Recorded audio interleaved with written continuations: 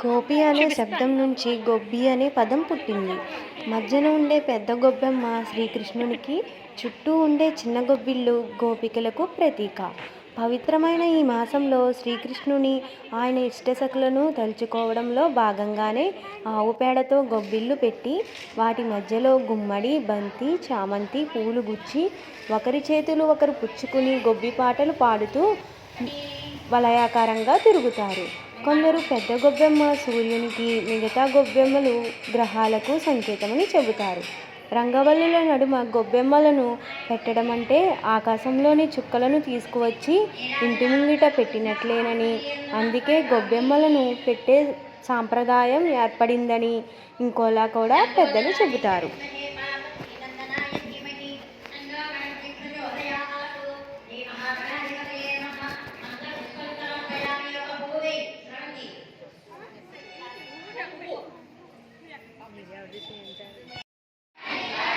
అరటి పువ్వంటి అత్త జివ్వవే మగలి పువ్వంటి మొగుణ్ణివ్వవే.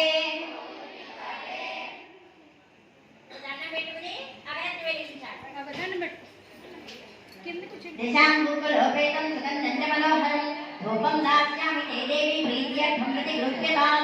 శ్రీ గోపీదేవ్యై నమః. రూపమాఘ్రాపయామి.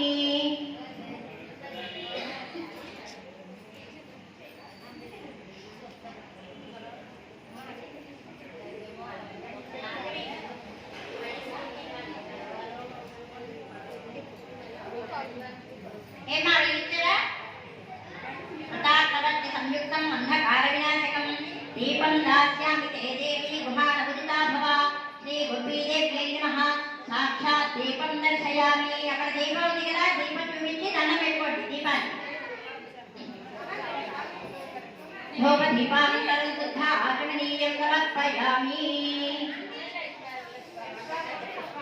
నీళ్ళు దేవుడి మీద ఉన్నాయి.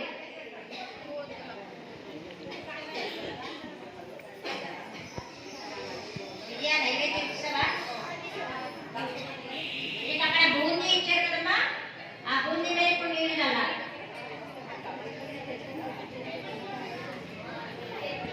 ఓం భూర్భువస్వః తత్సవితుర్వరేణ్యం భర్గో దేవస్య ధీమహి ధియో యో నః ప్రచోదయాత్. సత్యేన పరిచించామి అమృతమస్తు అమృతోపస్తనమసి.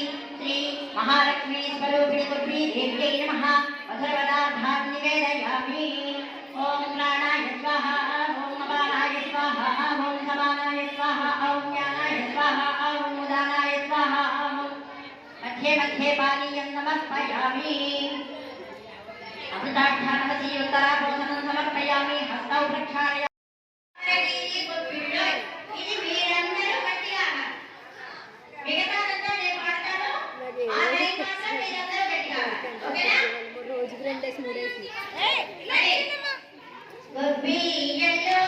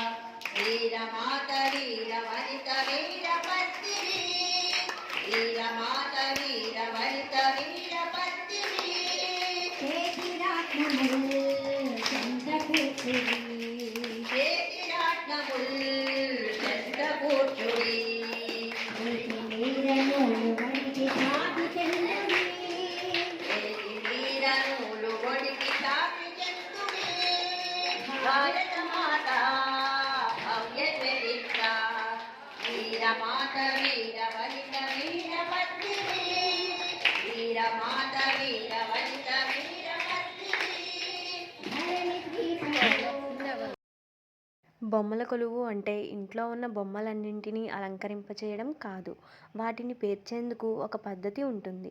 సాధారణంగా బొమ్మలను 3, 5, 9 వరుసలలో పేరుస్తారు. ఈ కొలువు పేర్చే ముందు తెలుసుకోవాల్సిన విషయం ఏంటంటే, భగవంతుడు దశావతారాల సూత్రాల ప్రకారం సృష్టి పరిణామ క్రమం, మానవుడి అభివృద్ధి క్రమం దృష్టిలో ఉంచుకుని వివిధ ప్రమాణాల్లో బొమ్మలను అమరుస్తారు. 10 అవతారాలు అనేవి ఉండడం జరిగింది. వాటి గురించి మనం తెలుసుకుందాం. మత్స్యావతారం, కూర్మావతారం, వరాహావతారం, నరసింహావతారం, వామన అవతారం, పరశురామావతారం, రామావతారం, బలరామావతారం, కృష్ణావతారం, కల్కి అవతారం.